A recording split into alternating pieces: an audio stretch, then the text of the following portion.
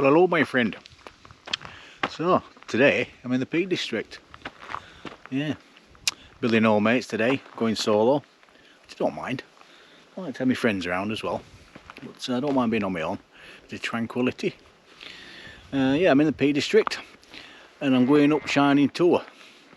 Now, I've been up there many times just hiking, but I've never actually backpacked up there. So it's time to put that right. So for now, bye now.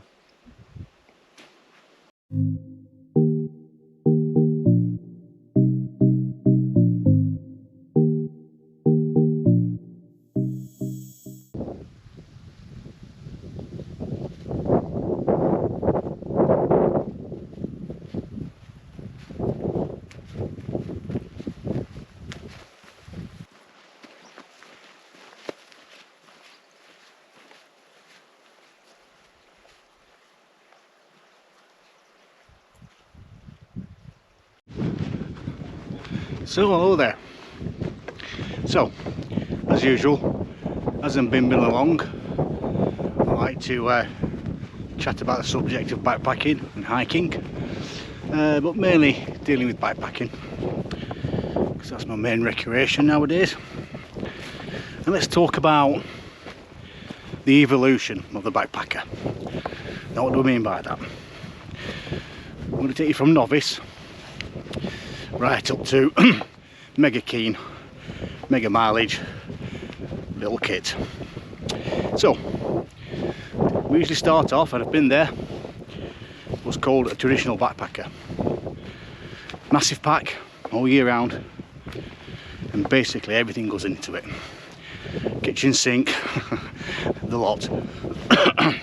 I'm not having a dig here because I've been there myself, and occasionally if we're not doing big mileage I might even do it again.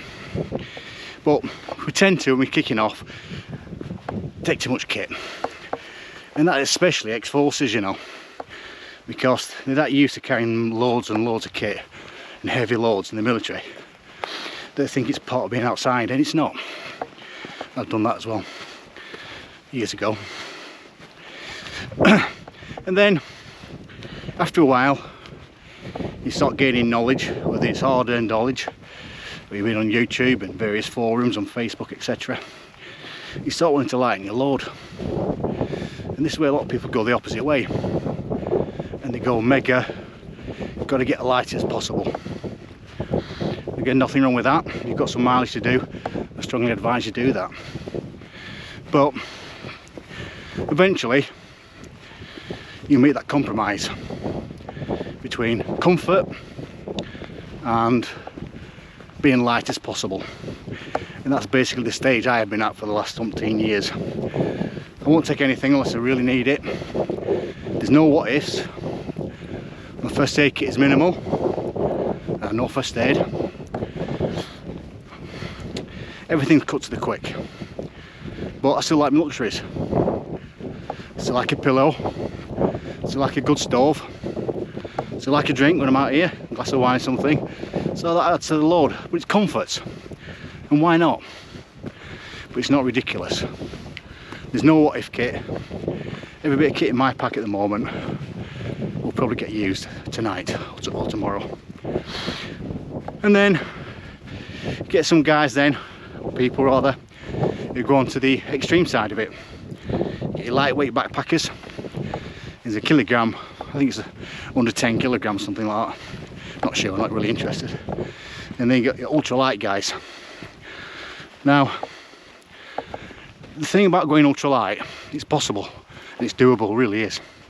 You can still have your comforts to a degree. But if you're covering lots of mileage and you want to get there fresh and light, then why not go for a lightweight pack? Now, it's called ultra lightweight. There's nothing wrong with it, it's good stuff. I'll do that as well. I'll probably do it before winter cracks in. And the knack is, you do some mega mileage, and where you sleep and where you camp, as long as you're warm, you've got something to eat and drink, so you bother about. Cut everything else off. So there you go. Traditional backpackers, usually heavy, and then you start going lighter and lighter. ultra lightweight if you're that keen, or doing big mileage. And then I honestly think most backpackers who've been at it for a long time come somewhere in the middle of it all, and they start to find comfort as well within a decent weight. I think that's the best place to be.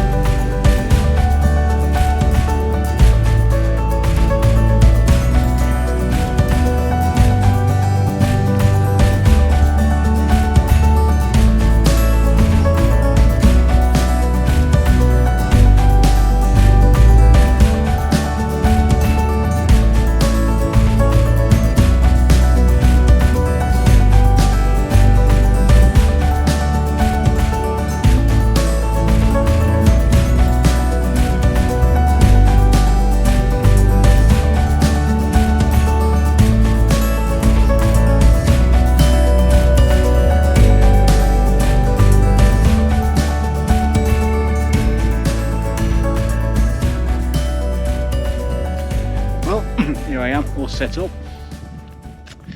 Cracking little spot this, down in a dip, so I'm out of the wind. Trig point's just over there. Popped up to that, give it a slap. I've been up a few times, so it's not bagging it for the first time. It's very nice. I've got a cracking view here. I'm going to watch the sun going down. I'll spin you around, but you might get a lot of glare. Let's have a look. Are you ready?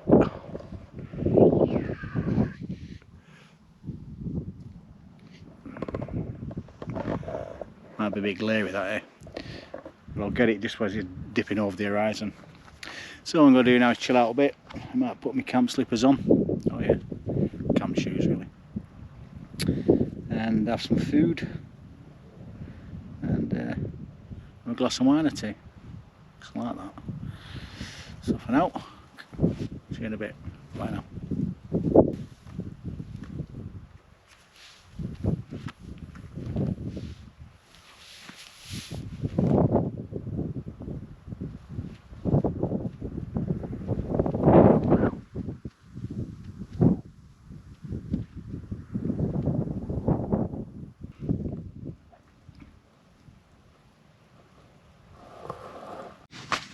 Well, I was hoping for some really good videos this morning. What's happened?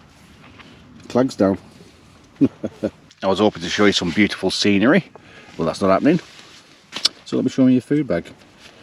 Right, got this from Treadlight Gear, one of those zippy uppy bag things made out of Dyneema or Cuban fibre, whatever you want to call it.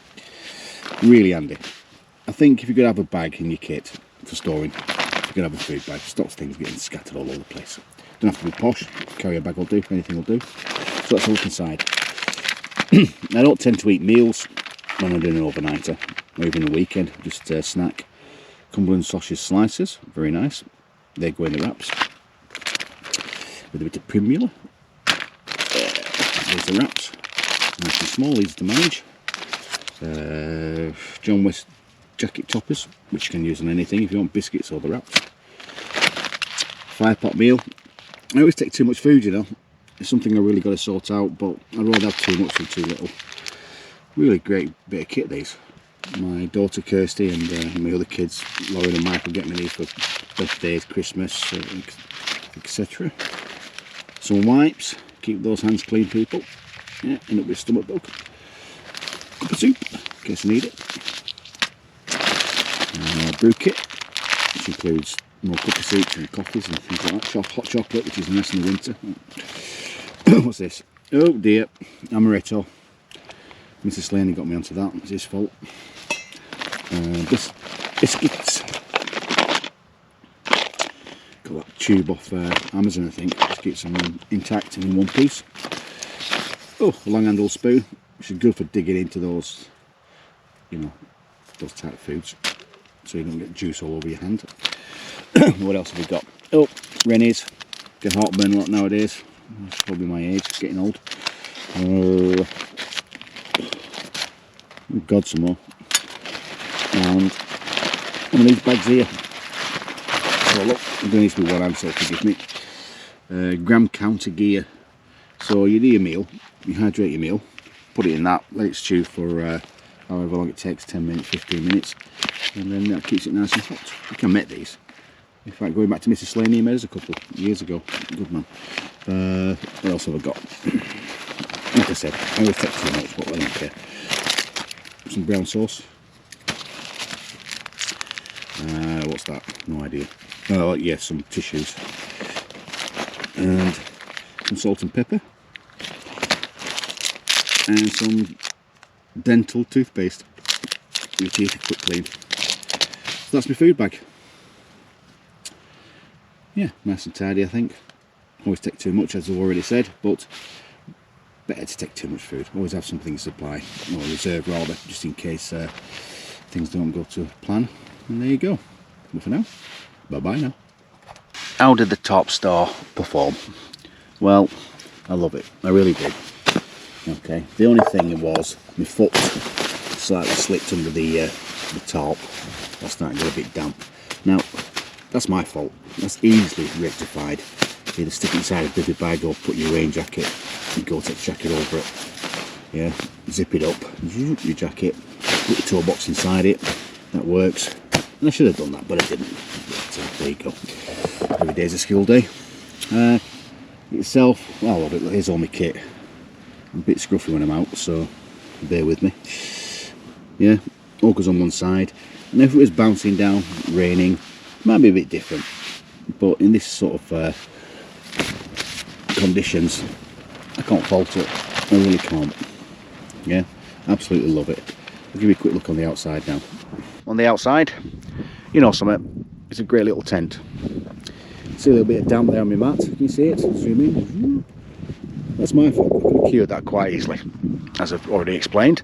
So, it goes up in seconds. I reckon about a minute to put it up. So 4 pegging points.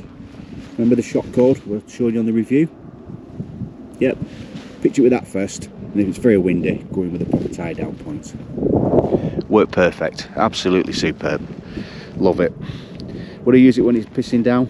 I doubt it. Go back to my scarp. But then again, I don't really like camping when it's raining too much. Well, there you go. Well done, Alt Kit. Fantastic tent. Thank you very much.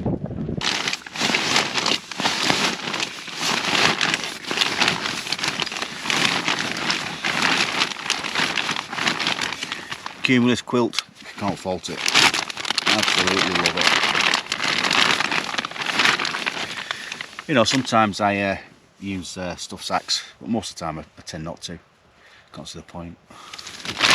Just ram it into your pack. Inside a strong plastic bag. Job done. Everything goes in. Quilted jacket. All the stuff that isn't waterproof, get it in there. Montane boots, tent boots. It's a luxury item, but I like them. Get the boots off and you can flop around camp. Bit of a sole on them like that. Can you see it?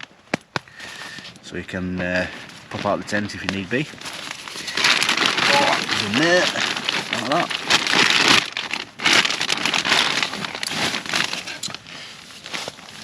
Pillow, instant deflation. Can't do without my pillow.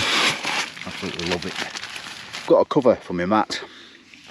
And the reason I have that, so I've got generic fixings, which I did. You know, I like to modify kit. It slips over it. It's got a nice surface. And yeah, another luxury item. But when I'm in there, I feel like I'm actually in my own bed. Woke up this morning, I really thought I was in my own bed. Lovely. So that slips over the top of the I've got a Thermarest SV, and I'll show you that in a moment how it deflates so quick. It's great. yeah, so the SV, let me show you how quickly it deflates. It's got this like roll top thing, you know, like going stuff sacks, waterproof stuff sacks. So watch this. One-handed here, so bear with me. I'm going to pull out this thing, and that's it, instantly deflated. Let me just show you these pegs that I use a lot now. I used to use Eastern all the time, and Eastern are great pegs, yeah. But these, Swiss Piranha they're called, big mushroom head like that, and they're made of plastic. Yeah, they're a bit bulky, but I really can't fault them. Tried them in all conditions, all types of soil, absolutely fantastic. MSR pole, I don't use walking sticks or walking poles, so I use that, the centre pole. Hammer, luxury item. Well, if you need to dig a hole for you know what very quickly, that is digging. And it's made by MSR again. It's about as light as it gets and as functional it will get, and it's absolutely superb. Do I go without it? Sometimes, yeah, when I'm going really light on a long trek. But if it's a short trek like this one, I'm taking it. It makes things a lot quicker. Like I said, digging that hole, superb. The bag, custom bag that I made myself. Everything goes inside that. Yeah. Job done. Usual script, leave no trace except flattened grass. You know, one of the questions I get asked most often is why I'm always checking my map, especially when the route's really easy and obvious like it is today. There's a thing called skill fade, yeah, and that's where if you do something often, no matter what it is, what craft or trade, you get, it fades away, you know, and you forget things, and I don't want that to happen. So even on an easy hike like this, navigational easy, it was a bit tough going up, to be honest, I'm constantly on the map, and I'm doing that because I'm referring to the contours of the ground, checking landmarks, seeing if the hills look like I imagined them by looking at the map, and that's what I'm doing, constantly refreshing and revising. GPS, this is the way I use mine, and all I've got is OS Locate on my smartphone. I do have a GPS, I have a good one, SatMap 20, something like that. But what I do, I just tend to use a smartphone a lot more, and I basically look where I am, and then just to be sure, well, not to be sure because I am sure, positive, I use OS Locate, and what I use that for is like somebody looking over my shoulder and say, yep, you're bang on there, Mick. And most of the time I'm right, occasionally I'm wrong, but when I'm wrong I'm not far off.